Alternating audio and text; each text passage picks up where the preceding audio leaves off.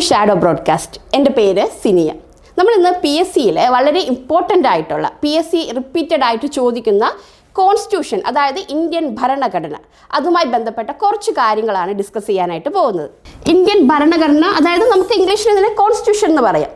Indian കോൺസ്റ്റിറ്റ്യൂഷനെ കുറിച്ച് പറയുമ്പോൾ എന്താണ് ഈ ഇന്ത്യൻ കോൺസ്റ്റിറ്റ്യൂഷൻ, എന്താണ് ഇന്ത്യൻ ഭരണഘടന എന്ന് പറഞ്ഞാൽ, ഒരു രാജ്യം ഭരിക്കപ്പെടേണ്ടതാണ്, അതിനെക്കുറിച്ചുള്ള ഒരു നിയമരേഖ. ഇന്ത്യ എന്ന് പറഞ്ഞൊരു രാജ്യം, അല്ലെങ്കിൽ ഏതെങ്കിലും ഒരു രാജ്യം, കോൺസ്റ്റിറ്റ്യൂഷനുള്ള ഒരു രാജ്യം അത് ഭരിക്കപ്പെടേണ്ടതാണ് എന്നതിൻ്റെ അടിസ്ഥാനമായിട്ടുള്ള നിയമരേഖയാണ് ഭരണഘടന എന്ന് പറയുന്നത്.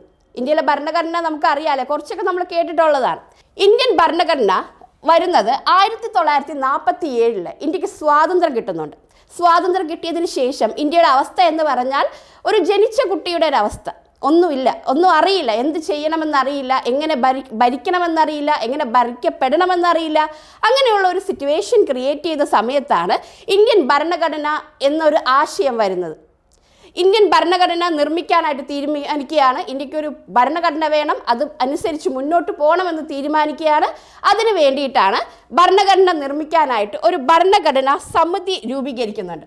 അതാണ് ഭരണഘടന നിർമ്മാണ സഭ എന്ന് പറയുന്നത്. ഭരണഘടന നിർമ്മാണ സഭ എന്ന് പറയുന്നത് എന്താണ്? ഭരണഘടന നിർമ്മിക്കാനായിട്ടുള്ള ഒരു സഭയാണ്. അപ്പോൾ ഇവിടെ നോട്ട് ചെയ്യേണ്ട ഒരു പോയിന്റ് എന്തെന്ന് വെച്ചാൽ, ഭരണഘടന, ഇന്ത്യൻ ഭരണഘടന നിർമ്മിക്കുന്നത് എപ്പോഴാണ്? നിർമ്മിക്കുന്നത് ആരാണ്? ഇന്ത്യൻ ഭരണഘടന സഭയാണ്. അത് നോട്ട് ചെയ്ത് വെക്കുക. അതായത് ആദ്യം തന്നെ നമ്മൾ ഇന്ത്യൻ ഭരണഘടനയെ കുറിച്ചല്ല നോക്കേണ്ടത്, ഇന്ത്യൻ ഭരണഘടന എങ്ങനെ വന്നു എന്നതാണ് അറിയേണ്ടത്.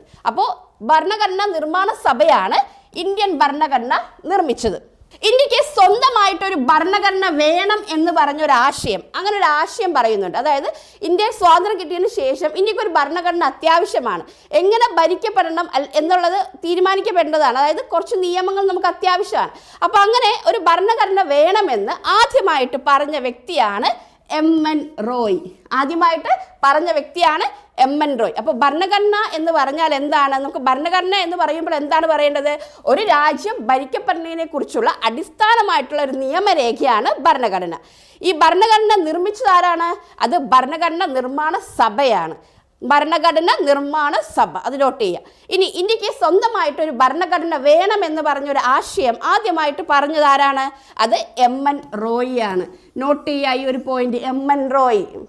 ഇനി ഭരണഘടന ഇന്ത്യക്ക് വേണമെന്ന് തീരുമാനിച്ചു കഴിഞ്ഞു. അപ്പോൾ സ്വാതന്ത്ര്യം കിട്ടുകയാണ്. 1947 ഇന്ത്യക്ക് സ്വാതന്ത്ര്യം കിട്ടുന്നതിന് മുമ്പ് ഇന്ത്യയിലെ ഒരു ക്യാബിനറ്റ് മിഷൻ വരുന്നുണ്ട്. പെട്ടെന്നല്ല നമുക്ക് സ്വാതന്ത്ര്യം കിട്ടുന്നത്, അത് നമ്മൾ ഹിസ്റ്ററിയിൽ പഠിക്കുന്നുണ്ട്. അപ്പോൾ ഇന്ത്യക്ക് സ്വാതന്ത്ര്യം കിട്ടുന്ന സമയത്ത് ഒരു ക്യാബിനറ്റ് മിഷൻ ഇന്ത്യയിൽ വരുന്നുണ്ട്. ഈ ക്യാബിനറ്റ് മിഷൻ്റെ പ്രത്യേകത എന്തെന്ന് വെച്ചാൽ, ഈ ക്യാബിനറ്റ് മിഷൻ കൊണ്ടുവരുന്നത്, ഇതിൽ ഇമ്പോർട്ടൻ്റ് ആയിട്ട് വരുന്ന പോയിന്റുകളാണ് നമ്മൾ പറയുന്നത്. ഈ ക്യാബിനറ്റ് മിഷൻ ഇന്ത്യയിൽ എത്തുമ്പോൾ ഇന്ത്യയിലെ വെസ്രോയി ആയിരുന്നു വേവൽ പ്രഭു ആയിരുന്നു ഇന്ത്യയിലെ വെസ്രോയി. നോട്ട് ചെയ്യുക ഈ ഒരു പോയിന്റ്. അതായത് ക്യാബിനറ്റ് മിഷൻ ഇന്ത്യയിൽ എത്തുമ്പോൾ ഇന്ത്യയിലെ വെസ്രോയി ആരാണെന്ന് ചോദിച്ചാൽ അതിൻ്റെ ആൻസർ എന്താണ്? വേവൽ. വളരെ മലയാളത്തിൽ നമുക്ക് ഈ ഒരു വേർഡ് ഒന്ന് കണക്ട് ചെയ്ത് നോക്കാം. വേവുക എന്ന് നമ്മൾ പറയാറില്ലേ, അതുമായിട്ടൊന്ന് കണക്ട് ചെയ്ത് നോക്കിയാൽ വേവൽ നമുക്ക് വളരെ ഈസി ആയിട്ട് കിട്ടും. അപ്പോൾ ക്യാബിനറ്റ് മിഷൻ ഇന്ത്യയിൽ എത്തുമ്പോൾ ഇന്ത്യയിലെ വെസ്രോയി ആരെന്ന് ചോദിച്ചാൽ അത് വേവലാണ്. ഇനി ആരാണ് ഈ ക്യാബിനറ്റ് മിഷനെ ഇന്ത്യയിലേക്ക് അയച്ചത്? ഇന്ത്യയിലേക്ക് അയച്ചത് ബ്രിട്ടീഷ് പ്രധാനമന്ത്രിയായ ക്ലെമന്റ് ആറ്റ്ലി ആണ് ക്യാബിനറ്റ് മിഷനെ ഇന്ത്യയിലേക്ക് അയച്ചത്. അദ്ദേഹം ആരായിരുന്നു? ബ്രിട്ടീഷ് പ്രധാനമന്ത്രിയായിരുന്നു. അപ്പോൾ ഈ ക്ലെമന്റ് ആറ്റ്ലി എന്ന് പറയുമ്പോൾ ആറ്റ് എന്നൊക്കെ പറഞ്ഞ് നമ്മൾ മലയാളത്തിൽ സ്ഥിരമായിട്ട് ഉപയോഗിക്കുന്ന ഒരു വേർഡ് ഉണ്ട് അല്ലേ, അത് ഒന്ന് ചേർത്ത് പറഞ്ഞാൽ നമുക്ക് ക്ലെമന്റ് ആറ്റ്ലി വളരെ ഈസി ആയിട്ട് മനസ്സിലാവും. അപ്പോൾ വേവലും ക്ലെമന്റ് ആറ്റ്ലി ഇത് രണ്ടും മാറിപ്പോകരുത്. ഇന്ത്യയിലെ വെസ്രോയി ആയിരുന്നു വേവലെങ്കിൽ ഇന്ത്യയിലേക്ക് ഈ ഒരു ക്യാബിനറ്റ് മിഷനെ അയച്ച വ്യക്തിയാണ് ആരെ? Clement Attlee. ഇത് രണ്ടും നോട്ട് ചെയ്യുക. ഓക്കെ. ഇനി ആരാണ് ഈ ക്യാബിനറ്റ് മിഷൻ? നമ്മൾ കുറേ നേരമായി പറയുന്ന ഈ ക്യാബിനറ്റ് മിഷനെ കുറിച്ചിട്ട്. ആരാണ് അവരാണ് ഇന്ത്യക്ക് പരമാധികാരം കൈമാറുന്നതിന് അതുമായി ബന്ധപ്പെട്ട് ഇന്ത്യൻ നേതാക്കളുമായിട്ട് ഒരു ചർച്ച നടത്തണം. അതായത് ഇന്ത്യക്ക് ഒരു അധികാരം കൈമാറി കൊടുക്കുമ്പോൾ അതുമായിട്ട് ബന്ധപ്പെട്ട ഒരു ചർച്ച നടത്താനായിട്ടാണ് ഈ ഒരു സമിതിയെ ആര് നിയോഗിക്കുന്നത്? ക്ലെമന്റ് ആറ്റ്ലി നിയമിക്കുന്നത്. ഇനി ഇതിൽ ഇമ്പോർട്ടൻ്റ് ആയിട്ടുള്ള 3 വ്യക്തികളാണ്. 3 വ്യക്തികൾ ചേർന്നിട്ടാണ് ഈ ഒരു ക്യാബിനറ്റ് മിഷൻ ഉണ്ടാവുന്നത്. ആരൊക്കെയാണ്? പെത്തിക് ലോറൻസ്, അതുപോലെ തന്നെ സ്റ്റഫോർഡ് ക്രിപ്സ്, A.V. അലക്സാണ്ടർ. ഇവർ 3 പേരും ചേർന്നിട്ടാണ് ഈ ഒരു ക്യാബിനറ്റ് മിഷൻ വരുന്നത്. ഓക്കെ, ഇത്രയും പോയിന്റ് ക്ലിയർ ആയിരിക്കുമെന്ന് വിശ്വസിക്കുന്നു. ഇനി നമുക്ക് അടുത്തയിലേക്ക് പോവാം. അങ്ങനെ ഇന്ത്യക്ക് ഭരണഘടന, അപ്പം നമ്മളിതൊക്കെ ഒരു PSCയുടെ മെയിൻ ആയിട്ടുള്ള പോയിന്റ്സുകളാണ് വന്നിരിക്കുന്നത്. ബാക്കിയെല്ലാം ഹിസ്റ്ററിയാണ്, നമ്മൾ കോൺസ്റ്റിറ്റ്യൂഷനാണ് പഠിക്കുന്നത്. അപ്പോൾ ഇത്രയും കാര്യങ്ങൾ പറഞ്ഞു കഴിഞ്ഞു. ഇനി നമുക്ക് നിയമനിർമ്മാണ സഭയിലേക്ക് തിരിച്ചു വരാം. നിയമനിർമ്മാണ സഭയെക്കുറിച്ച് പറയുമ്പോൾ, നിയമനിർമ്മാണ സഭയിലേക്ക് ആദ്യമായിട്ടൊരു നിയമനിർമ്മാണ സഭ സ്റ്റാർട്ട് ചെയ്യുന്നത് എപ്പോഴാണ്? 1946 ഡിസംബർ 6-നാണ്. അതായത് നോട്ട് ചെയ്യേണ്ട ഒരു കാര്യം, നമുക്ക് സ്വാതന്ത്ര്യം കിട്ടുന്നത് 1947-ലാണ്. അതിന് ഒരു വർഷം മുമ്പ്, അതായത് സ്വാതന്ത്ര്യം കിട്ടുമ്പോൾ തന്നെ നമുക്ക് ഭരിക്കാൻ പറ്റുമൊന്നുമില്ല. അപ്പോൾ അതിനു മുമ്പ് തന്നെ എങ്ങനെ ഭരിക്കണമെന്ന് തീരുമാനിക്കണം. അപ്പോൾ അതുകൊണ്ട് അതിന് ഒരു വർഷം മുമ്പാണ് എന്ത് വരുന്നത്? ഭരണഘടനാ നിർമ്മാണ സഭ വരുന്നത്. ആ വർഷം മാത്രമല്ല, ആ മാസവും നമ്മൾ നോട്ട് ചെയ്യണം. ഡിസംബർ മാസത്തിലാണ് 6-ാം തീയതി. അന്നാണ് എന്ത് വരുന്നത്? ഭരണഘടനാ നിർമ്മാണ സഭ നിലവിൽ വരുന്നത്. സ്വാതന്ത്ര്യത്തിന് ഒരു വർഷം മുമ്പ്. അതൊന്ന് നോട്ട് ചെയ്താൽ മതി. പക്ഷേ സമ്മേളനം നടത്തിയത്, അതായത് ഇത് വന്നു കഴിഞ്ഞിട്ട് സമ്മേളനം നടക്കണം അല്ലെ, എല്ലാവരെയും കൂട്ടി സമ്മേളനം നടത്തുന്നത് അതേ വർഷം തന്നെയാണ്, 3 ദിവസങ്ങൾക്ക് ശേഷം ഡിസംബർ 9-നാണ്. അപ്പോൾ ഡിസംബർ 6, 1946-ലാണ് ഭരണഘടനാ നിർമ്മാണ സഭ വരുന്നത്. അത് കഴിഞ്ഞ് 3 ദിവസത്തിന് ശേഷം ആദ്യ സമ്മേളനം നടന്നു. ആദ്യ സമ്മേളനം നടന്നതിന് ശേഷം, അതായത് ആദ്യ സമ്മേളനത്തിൻ്റെ ആ ഒരു സമയത്ത് അതിൻ്റെ ഒരു ഉപാധ്യക്ഷനായിട്ട് വരുന്ന വ്യക്തിയായിരുന്നു HC മുഖർജി. നോട്ട് ചെയ്യുക, ഈ HC ആണ് ഏറ്റവും കൂടുതലായിട്ട് നോട്ട് ചെയ്യേണ്ടത്. എക്സാമിന് നമുക്ക് ഓപ്ഷൻ തരുന്നത് HC എന്നൊന്നും ആയിരിക്കില്ല. HCയുടെ അപ്പോൾ ഓപ്ഷൻ 4 ഉണ്ടാവുമല്ലോ. HCക്ക് പകരം വല്ല VJ എന്നോ HJ എന്നോ അങ്ങനെ വേറെ ഏതെങ്കിലും ഒരു സ്പെല്ലിംഗ് തന്നിട്ട് മുഖർജി എന്നും കൂടെ തരും. അപ്പോൾ നമുക്ക് കൺഫ്യൂഷൻ വരും. അപ്പോൾ അതുകൊണ്ട് നോട്ട് ചെയ്യുക, ഭരണഘടനാ നിർമ്മാണ സഭയുടെ ഉപാധ്യക്ഷൻ എന്ന് പറയുന്നത് HC മുഖർജിയാണ്. ഈ HC ഒന്ന് നോട്ട് ചെയ്ത് വെക്കാം. ഇനി ഭരണഘടന രൂപീകരിക്കണം, അല്ലെങ്കിൽ ഒരു ഭരണഘടന ഉണ്ടാക്കണം. അതിനുവേണ്ടി കുറച്ച് സമയമെടുത്തു. പെട്ടെന്നൊന്നും അല്ല അത് നടന്നത്. എത്ര നാളെടുത്തായിരുന്നു? 2 വർഷം 11 മാസം 18 ദിവസം. ഇത്രയും എടുത്തുകൊണ്ടാണ് വന്നത്. ചില സ്ഥലങ്ങളിൽ 17 എന്ന് പറയുന്നുണ്ട്. ഇപ്പോൾ എക്സാമിന് ഓപ്ഷൻ 17 കാണുകയാണെങ്കിൽ അത് ചെയ്തോളൂ. പക്ഷേ 18 ദിവസമാണ് കറക്റ്റായിട്ട് വരുന്നത്. എങ്ങനെയാണ്? 2 വർഷം 11 മാസം 18 ദിവസം. ഇത്രയും എടുത്തുകൊണ്ടാണ് ഭരണഘടന നിലവിൽ വരുന്നത്. ഇനി ഭരണനിർമ്മാണ സഭ ഇന്ത്യയുടെ നിയമനിർമ്മാണ സഭയായി മാറുന്നത് എപ്പോഴാണ്? അതായത് ഭരണഘടനയാണ്, അതായത് ഭരണഘടന നിർമ്മിച്ചത് ഭരണനിർമ്മാണ സഭയാണ്. അപ്പോൾ അതിന് ഇമ്പോർട്ടൻസ് ഉണ്ട് അല്ലേ? ഒരു ഭരണഘടന നിർമ്മിച്ച് തരുമ്പോൾ അതിനൊരു ഇമ്പോർട്ടൻസ് കൊടുത്തുകൊണ്ട് ഇന്ത്യയുടെ നിയമനിർമ്മാണ സഭയായിട്ട്, അതായത് ഇന്ത്യയുടെ നിയമനിർമ്മാണ സഭയായിട്ട് മാറുന്നത് 1947 ആഗസ്റ്റ് 14-ലാണ്. ഓക്കെ, അപ്പോൾ ഈ വർഷം ഒരു വർഷമേ കൂടുന്നുള്ളൂ. 46, 47 ആഗസ്റ്റ് 14-ന് ഇന്ത്യയുടെ നിയമനിർമ്മാണ സഭ ഇന്ത്യയുടെ എന്തായി? ഭരണനിർമ്മാണ സഭ ഇന്ത്യയുടെ നിയമനിർമ്മാണ സഭയായിട്ട് മാറുന്നത് തൊട്ടടുത്ത വർഷമാണ്. 1947-ലാണ് ആഗസ്റ്റ് മാസം 14-ാം തീയതി. അപ്പോൾ ഒരു വർഷമേ മുന്നോട്ട് പോകുന്നുള്ളൂ. 1947 ആഗസ്റ്റ് 14-ന് നിർമ്മാണ സഭ, ഇത് നോട്ട് ചെയ്യുക, നിർമ്മാണ സഭ എന്താവുന്നുണ്ട്? നിയമനിർമ്മാണ സഭ എന്നാവുന്നുണ്ട്. ഒരു നിയമം കൂടി ചേരുന്നുണ്ട്. അത്ര വ്യത്യാസം വരുന്നുള്ളൂ, അത് മാത്രം നോട്ട് ചെയ്താൽ മതി. അങ്ങനെ വരുന്നത് 1947 ആഗസ്റ്റ് 14-ലാണ്.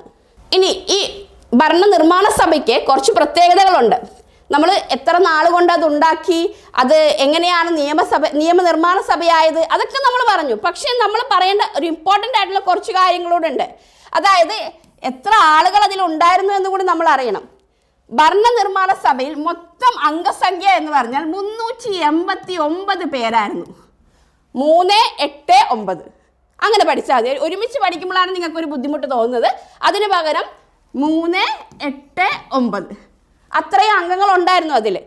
അതെങ്ങനെയാണ് ഡിവൈഡ് ചെയ്തിരുന്നത്? ഓരോ പ്രവിശ്യയിൽ നിന്ന് വരുന്ന ആൾ, അതായത് വിവിധ പ്രവിശ്യകളിൽ എല്ലാവരും കൂടെ ചേർന്നിട്ട് വന്നപ്പോൾ അത് 292 അതൊരു പോയിന്റ്. പ്ലസ് പിന്നെ എങ്ങനെയാണ് വരുന്നത്? നാട്ടുരാജ്യമായിരുന്നു അല്ലേ അന്ന്, അതായത് പല രാജ്യങ്ങളായിരുന്നു. അപ്പോൾ ആ രാജ്യങ്ങളിൽ നിന്ന് 93 പേരും കൂടെ ചേർന്നു. പിന്നെയും പ്ലസ് ഇട്ടു. പിന്നെ വന്നത് എന്താണ്? ചീഫ് കമ്മീഷൻ അംഗങ്ങളുള്ള പ്രൊവിഷ്യൻസിൽ നിന്ന് എത്ര പേരുണ്ടായിരുന്നു? 4 പേരുണ്ടായിരുന്നു. അങ്ങനെ ടോട്ടലായിട്ട് 389 പേരായിരുന്നു ഭരണ നിർമ്മാണ സഭയിൽ ഉണ്ടായിരുന്നത്. എന്നാൽ പാകിസ്ഥാൻ മാറുകയാണ്. പാകിസ്ഥാൻ എന്ത് ചെയ്യാണ്, അതിൽ നിന്ന് മാറിയപ്പോൾ പിന്നെയും ആളുകൾ കുറഞ്ഞിട്ട് 299 ആദ്യം 389 അത് പിന്നീട് എന്തായി 299 ഇതിൽ എല്ലാവരും അതിൽ പങ്കെടുത്തില്ലായിരുന്നു. എത്ര പേരുണ്ടായിരുന്നു? 207 പേര് മാത്രമേ അതിൽ പങ്കെടുത്തുള്ളൂ. അതിൽ 17 മലയാളികൾ ഉണ്ടായിരുന്നു. മലയാളികൾ എത്ര പേരാണ്? 17 പേരുണ്ടായിരുന്നു. ഓക്കെ, ഭരണനിർമ്മാണ സഭയിലെ അംഗസംഖ്യ 389 അതെങ്ങനെയാണ് ഡിവൈഡ് ചെയ്യുന്നത്? വിവിധ പ്രവിശ്യകളിൽ നിന്ന് 292 പേര്, നാട്ടുരാജ്യങ്ങളിൽ നിന്ന് 93 പേര്, അതുകൂടാതെ ചീഫ് കമ്മീഷൻ അംഗങ്ങൾ ഈ പ്രൊവിൻഷ്യൻസിൽ നിന്ന് വരുമ്പോൾ അത് 4 പേര്, അങ്ങനെ ടോട്ടൽ 389 ഉണ്ടായിരുന്നു. പക്ഷേ പാകിസ്ഥാൻ പോയപ്പോൾ അതെന്തായി? 299 കുറഞ്ഞു. ഇനി ഇതിൽ പ്രത്യേകത എടുത്തു പറയേണ്ടത് എന്താണ്? ഈ ഒരു സമ്മേളനത്തിൽ പങ്കെടുത്തവർ എത്രയെന്ന് ചോദിച്ചാൽ അത് 207 പേര് മാത്രമേ ഉണ്ടായുള്ളൂ. അതിൽ മലയാളികൾ എത്ര പേരുണ്ടായിരുന്നു? 17 പേരുണ്ടായിരുന്നു. ഇതൊന്ന് നോട്ട് ചെയ്യുക, വളരെ ഇമ്പോർട്ടൻ്റ് ആണ്.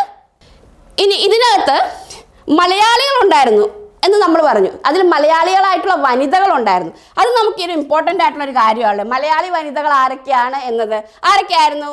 ആനി മസ്കറിൻ, അമ്മു സ്വാമിനാഥൻ, ദാക്ഷായണി വേലായുധൻ.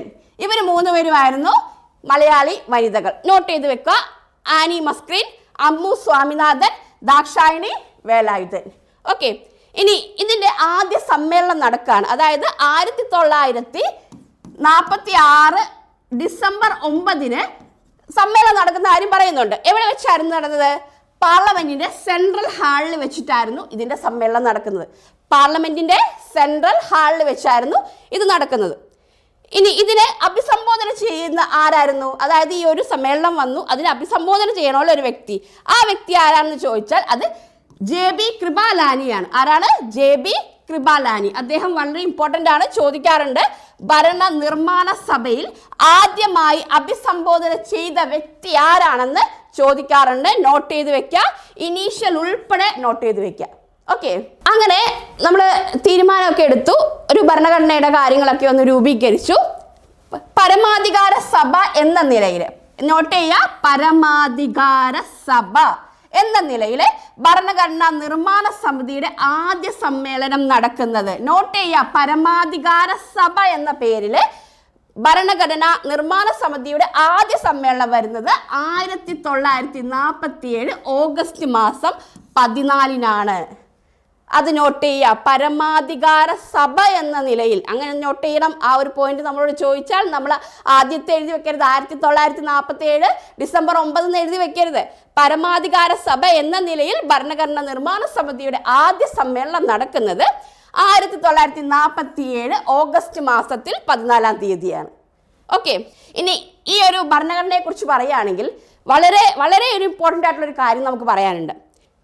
ലോകത്ത് തന്നെ ഏറ്റവും വലിയ ലിഖിത ഭരണഘടന, അതായത് റിട്ടൺ കോൺസ്റ്റിറ്റ്യൂഷൻ എന്നറിയപ്പെടുന്നത് ഇന്ത്യയുടേതാണ്. അത് നമുക്ക് അഭിമാനിക്കാൻ കഴിയുന്ന ഒന്നാണ് അല്ലേ. ലോകത്തിലെ ഏറ്റവും വലിയ ലിഖിത ഭരണഘടന ഉള്ള രാജ്യം ഏതാണ്? അത് ഇന്ത്യയാണ്. അങ്ങനെ പറയുമ്പോൾ നമുക്ക് ഗ്രീസിനെ കുറിച്ചൊന്ന് പറയാം. ഗ്രീസിനെ കുറിച്ച് പറയേണ്ട ഒരു കാര്യമുണ്ട്. മാത്രമല്ല ഇന്ത്യക്ക് വേറൊരു പ്രത്യേകതയുണ്ട്. ഇത് മാത്രം പറഞ്ഞാൽ പോരാ. എന്താണ്? ലോകത്തിലെ ഏറ്റവും വലിയ ജനാധിപത്യ രാജ്യം ഏതെന്ന് ചോദിച്ചാലും അത് ഇന്ത്യയാണ്. ലോകത്തിലെ ഏറ്റവും വലിയ ജനാധിപത്യ രാജ്യം ഏതാണെന്ന് ചോദിച്ചാലും ഇന്ത്യയാണ്. ലിഖിത ഭരണഘടന, അത് നോട്ട് ചെയ്ത് വെക്കുക. ലിഖിത ഭരണഘടനയുള്ള ലോകത്തിലെ ഏറ്റവും വലിയ രാജ്യം ഏതെന്ന് ചോദിച്ചാലും അതിൻ്റെ ആൻസർ എന്താണ്? ഇന്ത്യ തന്നെയാണ്. ഓക്കെ, ഇനി നമുക്ക് ഗ്രീസിനെ കുറിച്ചൊന്ന് പറയാം. ഗ്രീസ് എന്ന് പറഞ്ഞാൽ ജനാധിപത്യത്തെക്കുറിച്ച് പറയുമ്പോഴാണ് ഗ്രീസിന് ഒരു ഇമ്പോർട്ടൻസ് വരുന്നത്. അതുകൊണ്ടാണ് ഞാനിതിനെ നോട്ട് ചെയ്ത് വെച്ചത്. ഗ്രീസിനെ കുറിച്ച് പറയുകയാണെങ്കിൽ ജനാധിപത്യത്തിന്റെ കളിത്തൊട്ടിൽ എന്നറിയപ്പെടുന്ന രാജ്യമാണ് ഗ്രീസ്. അതുകൊണ്ടാണ് ഞാനിതിവിടെ പറയുന്നത്. അതൊരു എക്സ്ട്രാ പോയിന്റ് ആണ്, നോട്ട് ചെയ്ത് വെക്കുക. അതായത് ജനാധിപത്യത്തിന്റെ കളിത്തൊട്ടിൽ എന്നറിയപ്പെടുന്ന രാജ്യം ഏതെന്ന് ചോദിച്ചാൽ അതിന് ഉത്തരം എന്താണ്? ഒരു സംശയമില്ല, എന്താണ്? ഗ്രീസ് തന്നെയാണ് ആൻസർ. ലോകത്തിലെ ഏറ്റവും പഴക്കമുള്ള ജനാധിപത്യ രാജ്യം ഏതെന്ന് ചോദിച്ചാലും അത് ഗ്രീസ് തന്നെയാണ്. അപ്പോൾ 2 പോയിന്റ് ഗ്രീസിനെ കുറിച്ചുണ്ട്, എക്സ്ട്രാ പോയിന്റ്സ് ആണ്. ജനാധിപത്യത്തെ കുറിച്ച് പറഞ്ഞപ്പോൾ ഞാൻ പറഞ്ഞതാണ്. ജനാധിപത്യത്തിന്റെ കളിത്തൊട്ടിൽ എന്ന് പറയുന്നതും ലോകത്തിലെ ഏറ്റവും പഴക്കമുള്ള ജനാധിപത്യ രാജ്യം ഏതെന്ന് ചോദിച്ചാലും അതിൻ്റെ ആൻസർ എന്താണ്? ഗ്രീസാണ്. ഓക്കെ, ഇത്രയും നിങ്ങൾക്ക് മനസ്സിലായെന്ന് ഞാൻ വിശ്വസിക്കുന്നു. അപ്പോൾ ഇത് പാർട്ട് 1 ആണ്. നമുക്ക് പാർട്ട് 2 ബാക്കിയും കൂടെ ഒന്ന് ഡിസ്കസ് ചെയ്യാം. Okay, thank you. താങ്ക്